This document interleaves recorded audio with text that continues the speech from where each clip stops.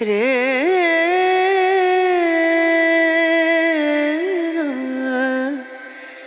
রে তো আমরা যখনই শর্ট নেব তখন যাতে ভাবি মোশন আছে কি, কালার আছে কি, গল্প আছে কি। নজরিয়া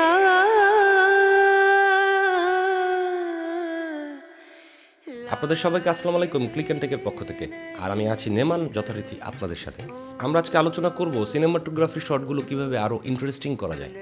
এখন আমরা সিনেমাটোগ্রাফি শট নিব, আমাদের সবার কাছে তো ভালো ক্যামেরা নাই, আমাদের সবার কাছে ভালো সেই ডিভাইসগুলো নাই যেগুলো আমরা ব্যবহার করতে পারি, আবার অনেকের কাছে আছেও।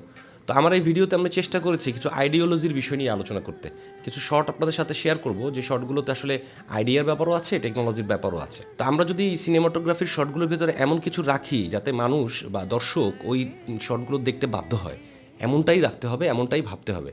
আর সেটা যদি ভাবতে না পারি তাহলে কোনো ধরনের ডিভাইস দিয়ে আসলে কিছু হবে না। এখন যে শটটা দেখতে পাচ্ছেন এই শটটা হচ্ছে গ্রামে একজন লোক চাষাবাদের কাজ করছে, সম্ভবত এটাকে বলা হয় মই দেয়া। তো মই যে দিচ্ছে সেই মই দেওয়ার নিচে মাটির মাঝখানে একটা জায়গা তৈরি হয়, একটা গ্যাপ তৈরি হয়। তো সেখানে আমি গোপ্রো ক্যামেরা রেখে দিই এবং উপর থেকে ওই মইটা চালিয়ে নিয়ে যেতে বলি। কিছুটা রিস্ক ছিল, তবে ওটা অত বেশি বড় না, ওটা নিয়ে ভাব মারার আসলে কিছু নাই। কিন্তু এই শটটার ভেতরে একটা লুক তৈরি হয় যখন মইটা ঠিক ক্যামেরার উপর দিয়ে চলে যায় এবং শব্দটা হয় একটা, যে বোঝা যাচ্ছে যে উপর থেকে কিছু একটা যাচ্ছে। তো এটা কিন্তু আসলে ওইরকম কোনো কম্পোজিশনে বা ওরকম কোনো মানে বড় কোনো ইকুইপমেন্ট ব্যবহার করা হয় নাই, এখানে শুধু একটা মাথার কাজ করা হয়েছে। সো ওই মাথার কাজটা আপনারা করতে পারেন এবং এই শটের পরে যদি যে লোকটা মই চালাচ্ছেন তার একটা চেহারার ক্লোজ শট দেওয়া যায় তাহলে বিষয়টা জমে যায়, মানে চমৎকার হয় এবং মানুষ এটাকে খুব ভালোভাবে নেয়। তো আমি যেভাবে ব্যাখ্যা করলাম এই ব্যাখ্যাটা যদি আপনার খুব ভালোভাবে বুঝতে পারেন এবং আপনার আগামীর শটগুলো, আপনার আগামীর শ্যুটগুলোতে যদি সেই ব্যাখ্যা হিসাব করে করে আপনারা শটগুলো নিতে পারেন তাহলে আপনার শটগুলো অনেক বেশি ইন্টারঅ্যাক্টিভ হবে। লাগে এখানে আমরা একটু স্লো মোশনে আসি। স্লো মোশনে আমরা কিন্তু অনেকেই কাজ করি এবং এই স্লো মোশনে কাজ করা খুব একটা কঠিন কাজও না। এখন অনেক মোবাইল ফোনেই স্লোমো আলাদা করে দেয়াই থাকে, ওখানে চাপ দিয়ে জাস্ট রেকর্ড দিলেই স্লোতে রেকর্ড হয়। এখন মূল বিষয় হচ্ছে স্লোতে আমরা কি রেকর্ড করব। সব কিছুই কি স্লোতে রেকর্ড করলে ভালো লাগবে?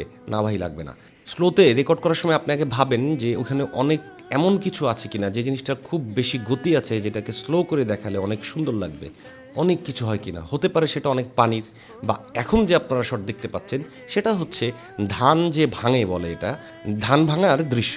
তো এই যে ধানগুলো বাড়ি মারছে এবং ধানগুলো ছিটে ছিটে পড়ছে, এই জিনিসগুলোকে আমরা ফোকাস করার জন্যই আমরা মূলত এখানে স্লো মোশনে ব্যবহার করি। এই ডকুমেন্টারিতে এই কয়টা শট ছিল এক ভিন্ন রকমের। এখানে আবার একটা সিকোয়েন্সের ব্যাপারও আছে। আমরা যদি এখন একটা শুধু ক্লোজ শট নেই, ধান ভাঙছে, ধানগুলো ছিটে ছিটে চারদিকে পড়ছে, তাহলে কিন্তু জিনিসটা সম্পূর্ণ হলো না। সেক্ষেত্রে আমাকে মিনিমাম 3টা থেকে 4টা শট নিলে জিনিসটা খুব ভালোভাবে মানুষের, মানে দর্শকের মাথায় খেতে যাবে। সে শট 4টা শট কী হতে পারে? একটা আমরা লং শট নিতে পারি যেটা দিয়ে এস্টাবলিশ হবে তারা ধান ভাঙছেন, তারা দুইজন মানুষ, তাদের আশপাশেও আরও কিছু মানুষ আছে, সামনেও কিছু মানুষ রয়েছে, এটা এস্টাবলিশ হবে। এবং তারপরে একটা শট আমরা নিতে পারি মিড শট, যেটা দিয়ে মোটামুটি তাদের ফিগারটা তৈরি আসলো এবং তাদের যে কাজটা করছে, ক্রিয়াটা, সেইটাও উঠে আসলো। তারপর আমরা একটা ক্লোজ নিতে পারি, ধানের একেবারে ক্লোজ শট নিতে পারি এবং তাদের চেহারার একটা এক্সপ্রেশন তৈরি হচ্ছে, তারা একটা পরিশ্রমের কাজ করছে, তারা একটা কষ্টের কাজ করছে, সেই এক্সপ্রেশনটা যে উঠে আসছে সেই জন্য আমরা আর একটা ক্লোজ শট তাদের চেহারার নেব। তো আপনি নিজেই ভেবে দেখেন যে 4টা শট দেখলে আপনি কিন্তু বুঝতে পারছেন ওইখানে কয়জন লোক কাজ করছিলেন, কত বড় একটা এনভায়রনমেন্ট তৈরি হয়েছিল, কি কাজ করছিলেন, কিভাবে করছিলেন, মোশন কী ছিল, তাদের এক্সপ্রেশন কী ছিল। এই সবগুলো প্রশ্নের উত্তর যখন আপনার একটা সিকোয়েন্সের ভিতর চলে আসবে তখন এই প্রশ্নের উত্তর ভাবতে ভাবতেই একটা মানুষের এই সিকোয়েন্সটার পেছনেই প্রায় 15-20 সেকেন্ড সময় কেটে যাবে। মানে আপনার পারপাসটা সার্ভ হয়ে গেল, আপনার ভিডিওটা একটা মানুষ দীর্ঘ সময়, মানে 15 থেকে 20 সেকেন্ড দেখে ফেললো। এরপর আপনি আবার আরেকটা সিকোয়েন্সে যাবেন এবং সেই সিকোয়েন্সটা ওভাবেই সাজাবেন। তো এখন থেকে স্লো মোশন যদি আমরা শ্যুট করি সেক্ষেত্রে আমরা খেয়াল রাখবো আমাদের স্লো মোশনটা যাতে একটা সিকোয়েন্স তৈরি করে, এক। আর দুই হচ্ছে স্লো মোশনটা সব ক্ষেত্রে আমরা না করে বিশেষ ক্ষেত্রে যেখানে প্রয়োজন সেখানেই আমরা করি।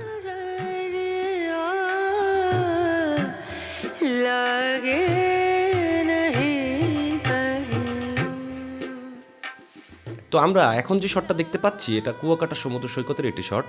তো এই শটটাতে আমরা একটা গোপ্রো ক্যামেরা, খুব সাধারণ একটা গোপ্রো ক্যামেরা আমরা পানির কাছে রেখে দেই, পানি থেকে একটু হাইট উপর করে 2 থেকে 3 ইঞ্চি, যাতে পানিতে ভিজে না যায়।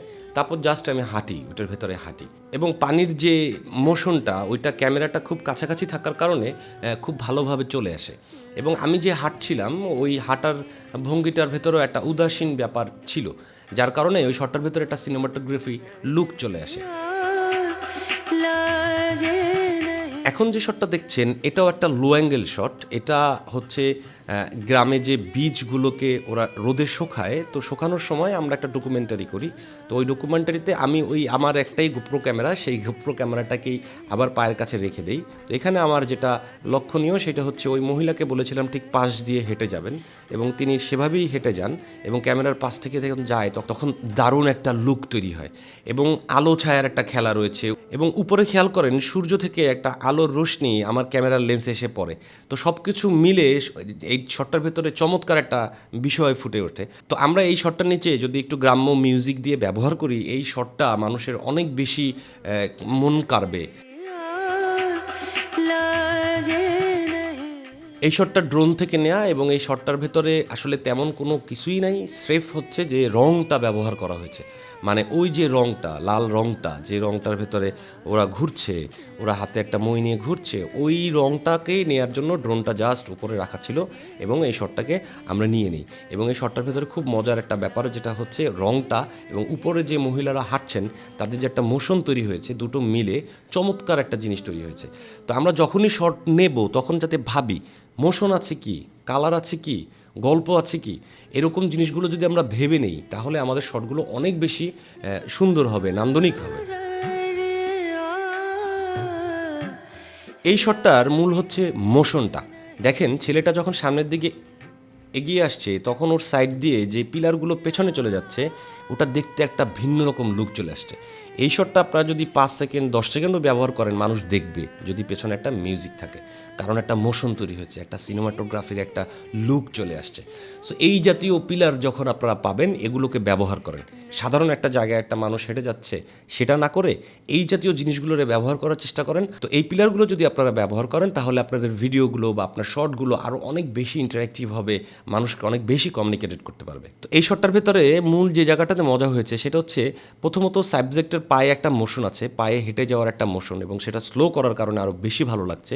আর যে ধাপগুলো রয়েছে, সিঁড়ির ধাপটা, উঠে যাওয়ার যে ধাপটা, এই বিষয়টা এখানে কাজ করানো হয়েছে।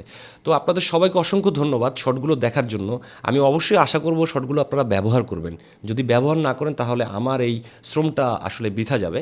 তো সেটা আমি চাচ্ছি না, আমি চাচ্ছি আপনারা শটগুলো ব্যবহার করেন এবং আপনারা আরও সুন্দর শট নিয়ে আসেন, সেখান থেকেও আমরা কিছু শিখে নিতে পারি। আপনাদের সবাইকে অসংখ্য ধন্যবাদ আমার সাথে থাকার জন্য clickandtech.com এর সাথে আমাদের সাথে থাকবেন, লাইক করবেন, কমেন্ট করবেন।